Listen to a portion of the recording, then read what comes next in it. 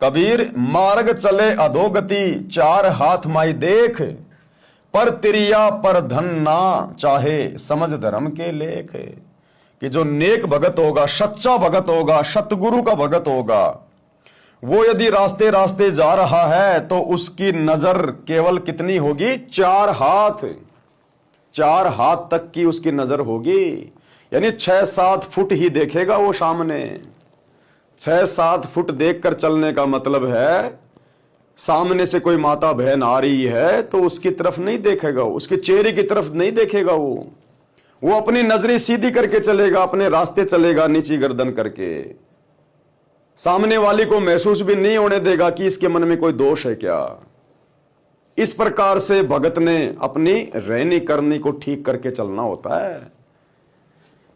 भगत मार्ग पर चलते समय नीचे देखकर चले, यानी अपनी आंखों को, अपनी नजरों को, अपनी दृष्टि को बकवादों से दूर रखे।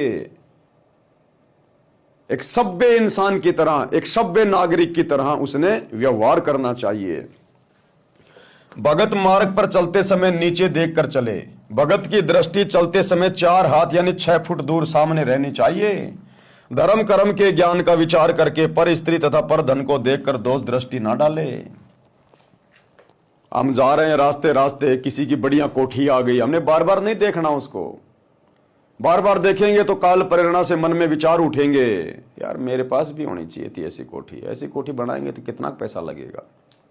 तो काल फिर वो विचार ऑटोमेटिक शरीर में पैदा कर देगा। कोई बहन बेटी आ रही है, कैसी भी है, हमने उसकी तरफ ध्यान नहीं देना। अपना ध्यान परमात्मा के सुमरण में होना चाहिए, गुरुदेव के चिंतन मनन में होना चाहिए, भक्ति भाव में होना चाहिए।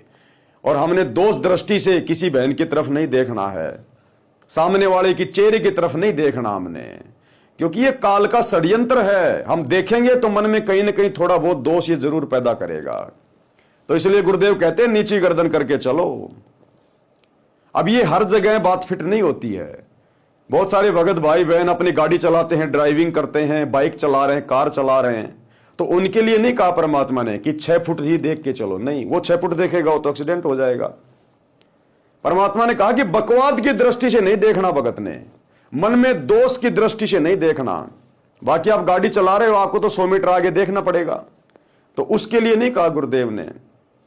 यानी जब भी आप किसी मां बहन की तरफ देखो, किसी पराये की संपत्ति की तरफ देखो, धन की तरफ देखो, तो आपके मन में बकवाद नहीं आनी चाहिए। आपकी नजरें बिल्कुल नीची होनी चाहिए। हम आराम से चल